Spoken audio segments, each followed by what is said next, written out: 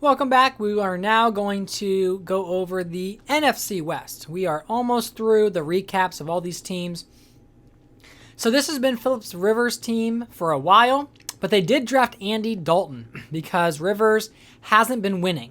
His stats have been pretty good, but when you have Calvin Johnson, you're probably going to have good stats. So the question mark here is Rivers worth extending for, let's see. He's at a 3-year deal right now at a modest rate. His stats are pretty good. 37 touchdowns and 10 interceptions. 3,500 yards, right? So he's doing fairly well. I mean, when he was in Tennessee, it was a little bit less. But Andy Dalton will be that potential next option if he just can't get the wins. We have, I think it's that John Connor. Yep, John Connor. And fullback. They do have Donald Brown, Parmelli, Darren Sproles.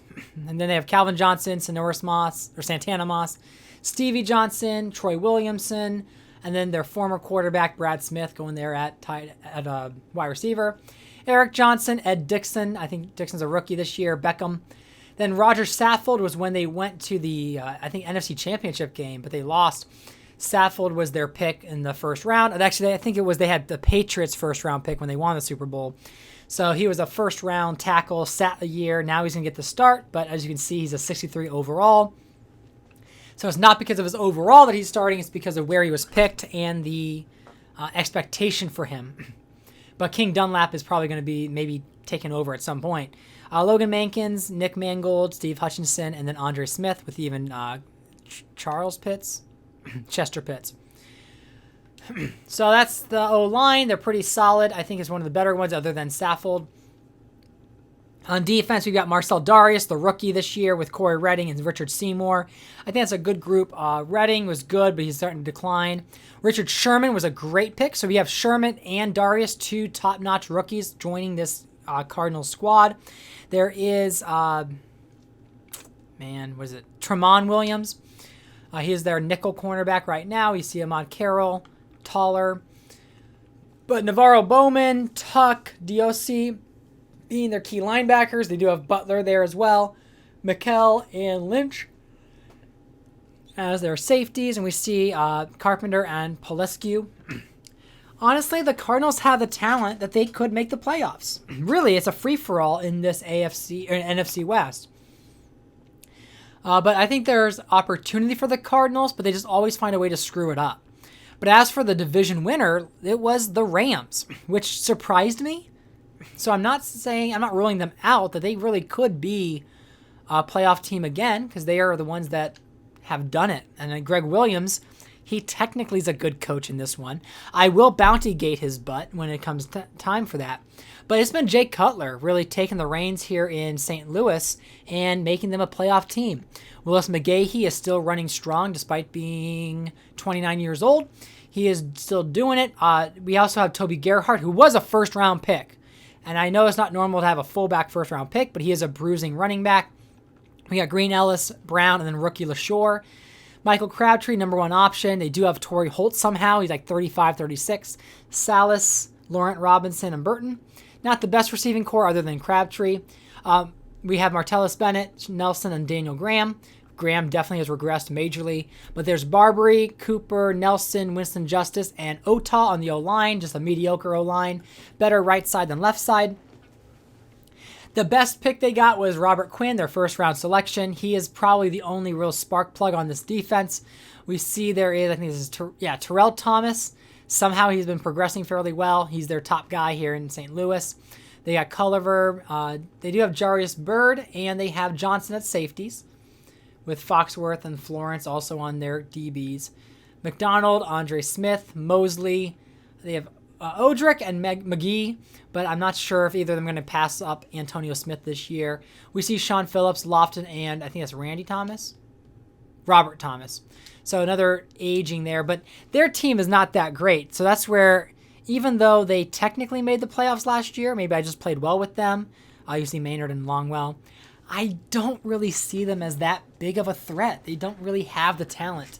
So I'm not betting on them. I think Cardinals are way more talented. And I realize I skipped the 49ers, so we're going to go up to them now. This is another team that has won the Super Bowl. They have also lost the Super Bowl. So they have been there, and they've failed to win back-to-back. They are led by Drew Brees with Tom Coughlin at head coach. They have Arian Foster. They drafted Dion Lewis. So they got rid of Gore last year to the Eagles because Foster was taking more of the snaps. And then I was told by a 49er fan, shout out to Roaring, he goes, Gore would never be the backup running back. So I said, fine. So I traded his butt to Philadelphia. And so he is an Eagle and Foster remains a starter. The 49ers did trade for Randy Moss from the Patriots. So they do get Randy. And they also have Des Bryant, Jason Avant, Schillens, who's fast, James Jones, and I think that's Jacoby Ford. And then Brent Selleck at tight end with Daniel Fells and Stalker. So pretty good weapons there. I mean, they can run the ball with Foster. They have the passing running back with Lewis, as well as Moss and Bryant, two stellar wide receivers. And Moss isn't going to be sticking around for long. He's here for a short time, good time, not a long time. He's 34. They do have Brown, Beatty, Wallace, Donald Thomas, and Max Starks. Ducasti could very well, I don't know why he's not starting technically. Is it his age? Oh, he's 23. Okay. Why isn't he starting? That's a good question. Well, Ducasti's now starting.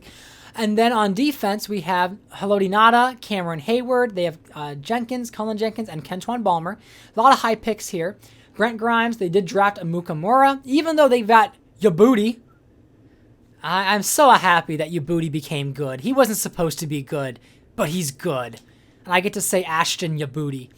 Ashton Yabuti, I've said that a few more times in this video, is their top superstar cornerback. They got Butler, Grimes. Amukamura is in good company. This was a team that didn't have a lot of holes to fill. No pun intended there. But Amukamura is going to be able to develop under some of these other cornerbacks.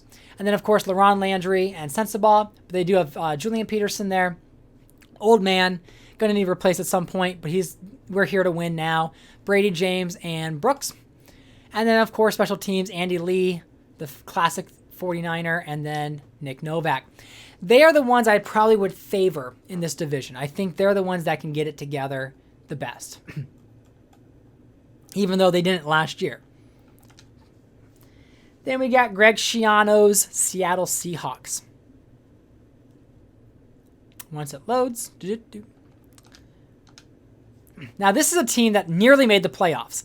They lost the last week of the season, which allowed the Tampa Bay Buccaneers to then take the lead. They're led by Derek Anderson with backup with Vince Young. And they got Nate Davis, but who cares? They have Mendenhall, Duckett, Ringer. I think that's not Heath Evans. Oh, it is Heath Evans. Okay. At fullback. Receivers, they got Braylon Edwards this offseason. They had Danny Amendola, LaFell, and then even Ricardo Lockett. Anderson and Edwards did very well on the Browns together in real life. So I think it's a unique combo that they are now not reuniting, but kind of reuniting. And they're feeling so great. And then Brandon Pettigrew, Sherry, and Donald.